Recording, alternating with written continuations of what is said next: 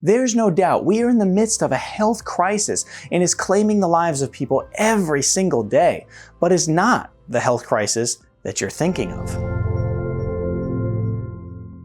Hey Wellness Warriors, I'm Dr. Zyrowski, and I started my holistic health practice in order to help you take control of your health naturally, because true health, it only comes naturally. So be sure to subscribe and hit that notification bell. Well folks, the numbers are in, and according to the CDC, we now know the top causes of death in 2020. And let's face it, 2020 was a heck of a year. I mean, this was a crisis, and we want to make sure that this doesn't happen again. But if we want to avoid future affliction, we have to truly understand what has happened. So let's take a look at some of the top causes of death in 2020. And after we look at the top 3 right here, we'll look at those that followed after. Now, number 1 on our list, it took 690,000 people. What a crisis. It took the lives of 690,000 people. Now, what I want you to do is put in the comments what you think the number 1 cause of death was in 2020. And don't worry about getting it wrong. That's okay. Just put first thing that comes to mind, number 1 cause. So number 1 was 690,000 people. Number 2 on our list was 598,000 people died from this. Now, I mean, you put these two together and what a crisis, what a shame. Well, let's take a look at number 3. Not as big of a deal, but still a lot of people, 345,000 people died from this particular issue. Now let's go ahead and uncover 1, 2, and 3 and see what they were, and of course, see what is causing this issue. Number 1 on our list is heart disease. It's not what I thought it would be, right? I mean, the media didn't mention anything about heart disease. 690,000 people died from heart disease. Well, let's take a look. What causes this issue? Because that's kind of a big deal. Well, number 1 thing that causes it is going to be obesity. Okay, it's estimated around 240 million people in America are either obese or overweight. That seems to be like a pretty big problem. Insulin resistance is second there. Now we can look at high cholesterol, high blood pressure, family history of heart disease, physical inactivity, smoking, poor diet, and then of course, clinical depression. So heart disease obviously is a pretty big deal if it claimed more lives than anything else in 2020. Let's go ahead and take a look at number 2 on our list. Cancer. Well, I wasn't expecting that one either, but 598,000 people died of cancer. And the fact is if we want to avoid this issue, we have to truly understand what is happening with it, because that's a devastating number. Well, how did people get all this cancer and die? Well, use of tobacco, obesity, poor diet. I mean, are we starting to see a little bit of a trend here? Physical inactivity, once again, pollution and toxicity, and then also alcohol abuse. Obviously, these things all lead to cancer. Cancer is horrible. It's a horrible disease that kills so many people, and it seems to be really lifestyle related. Now let's take a look at number 3. There it is. That's what I was expecting to be number 1. I mean, like when we look at all the hype around this, I was really expecting this to be number 1. I'm not gonna lie. And 345,000 people died from this. And I'm not trying to diminish this issue, but let me tell you this. The problem with this is that those other 2, they've been around forever and they'll continue to be around and nobody's talking about them. This will come and go. There's no doubt about it. It'll come and go. But we also want to take a look at, well, what were the risk factors for people who actually died from this? What was the common theme that they had? Well, let's take a look at that.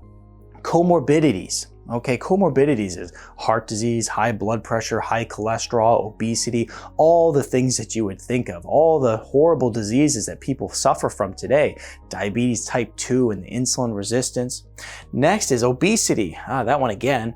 Depressed immune system. Okay, so people who are maybe on prescriptions that depress their immune system, people who are, sick from one of those comorbidities, people who maybe have a vitamin deficiency, those very vitamins that are essential for a proper functioning immune system. Physical inactivity, we're seeing that again. And then also vitamin D deficiency was a really big one. This one's pretty interesting. Physical inactivity simply because you know, when COVID came around, they closed the gyms, and it seems like it was pretty important to be exercising, as what they're finding out now as we kind of, you know, dig out from all the rubble. Now let's take a look at these numbers again. Number one was 690,000 people that died from heart disease. I mean, this is a true crisis, and it's been going on for over a decade. Nobody's talking about it. Or how about cancer? All the people that you know that died from cancer, everybody can easily think of somebody that died from cancer in their family. How come we don't get blanket media coverage over this? Think of all the women who are getting breast cancer out there. And then of course, there's COVID-19. And I'm not saying COVID-19 wasn't a true crisis and isn't very sad, all the people who died from this. But the fact is, like I said, it'll come and go. These ones have been here forever and nobody wants to talk about it. Let's take a look at some of the other numbers that we can't avoid. So we mentioned heart disease, cancer, and COVID-19 as numbers 1, 2, and 3. But number 4 on the list, which is actually usually number 3, was unintentional injuries. Now, I always love that term of unintentional injuries. What this really is medical mistakes. And what I'm talking about is, well, reactions to prescription drugs. It's estimated that 1.3 million people end up in the emergency room every year due to adverse reactions to prescription drugs. It's estimated that 106,000 people die every year due to properly prescribed prescription drugs, and it costs $12 billion in all the fallout from it. And then on top of that, 1 in 4 people will react poorly to a properly prescribed prescription drug. And then this is where unintentional injuries comes into play. Next on our list is going to be stroke, some respiratory disease, Alzheimer's, diabetes, influenza and pneumonia, and then kidney disease. And this kidney disease is very much related to a lot of these problems right here, because you know what? Unfortunately, our liver and our kidneys don't like a lot of these prescription drugs, and nobody ever tells us that. Now let's break this down a little bit further so we can truly understand it. Remember, I had said at the very beginning, in order to avoid future affliction, we have to know what's going on here. Now, first thing that happens that this is a devastating statistic. 50% of people in the industrial world are suffering from a chronic condition. Can you believe that? And 80% of adults are suffering from at least one chronic condition. This is how we end up here, folks. 80% of people, I mean, think of all the adult friends that you have, and 80% of them are suffering from one condition at least.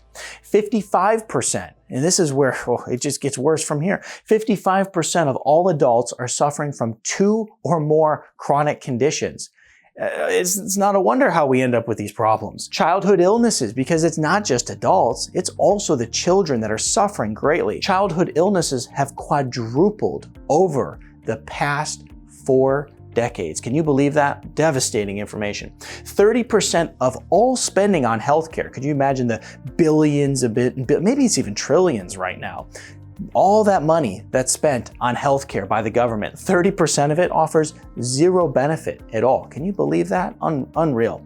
Now, prescription drug spending, it's gone up 55 times between 1960 and 2010. Now we can assume that if prescription drugs work, and this is the real answer, where pretty much most of our healthcare research goes and most of our resources go to figuring out the best new prescription drugs, if it's actually working and doing something, why in the world has the spending went up 55 times here in America, but yet the problems continue to get worse? I don't know. You tell me, put in the comments, what do you think is happening there? Truly, people should be outraged by this information. Truly outraged, because we're constantly being told by the government bodies that this is how you should take care of your health. And we're told by our doctors, this is the things that you need to do in order to be healthy. But yet, we're unhealthier than ever before.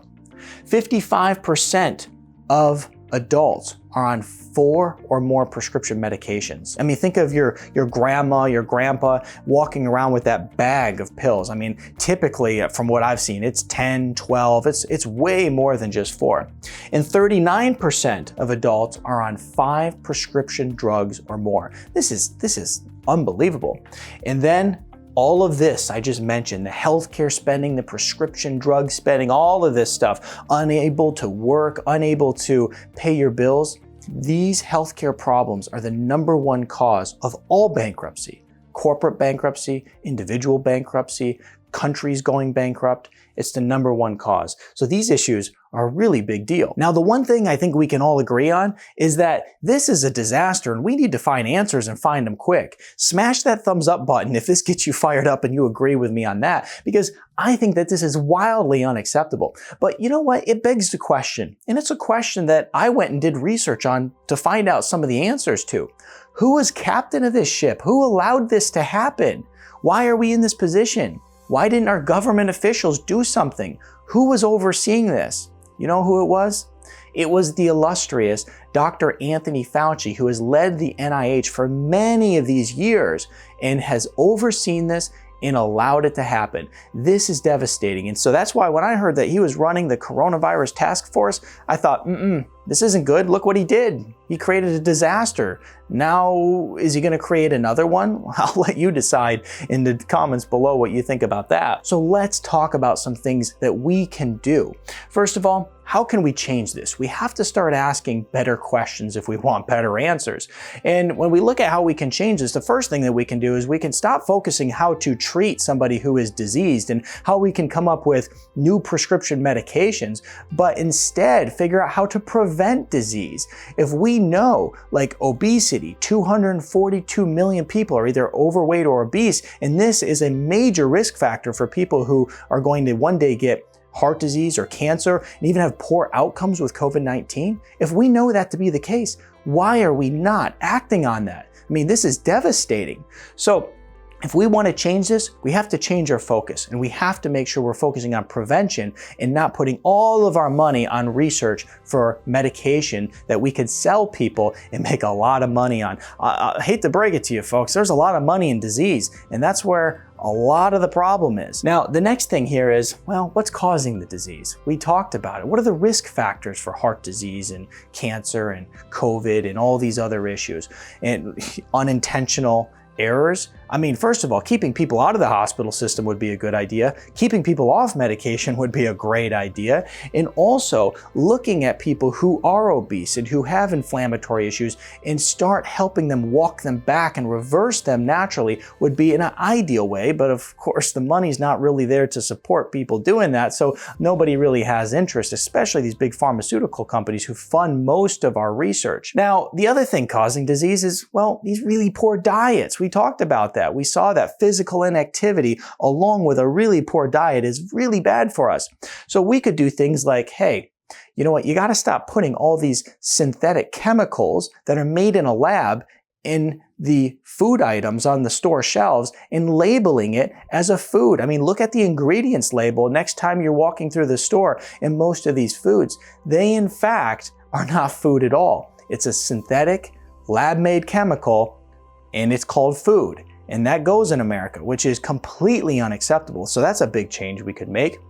Now, when we look at healthy diet, right, we can prioritize eating healthy proteins and healthy fats and minimize the carbohydrate intake. And if we know that the average person's consuming 125 pounds of sugar every single year, we certainly could help people have the proper knowledge base to know that they need to avoid that and stay away from it, because it is truly devastating to their health. And we can tell the big sugar companies, look, we don't want your marketing, your lobbying dollars, your marketing dollars. We'll handle this because we're truly trying to help people.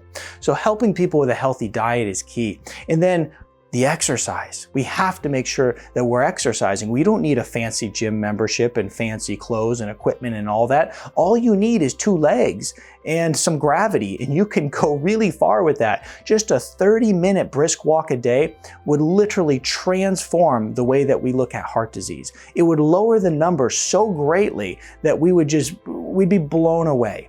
And so don't get caught up in the subtle nuances as to how you can improve your health naturally. Look at some of the big picture things. Start eating whole foods, remove the processed foods, cut out the sugar, prioritize the proper macros, high fat, moderate protein, low carbohydrate, the things that we know work and prevent disease, and get yourself out and just do a 30-minute brisk walk a day at the bare minimum, and you will start transforming your health, and you will be in a far more positive direction as to all the people who are suffering greatly out there today. Now, if you want to start losing weight, because this is really important, there's 242 million people who are suffering from either being overweight or obese. You got to watch this video next on how to lose weight quickly.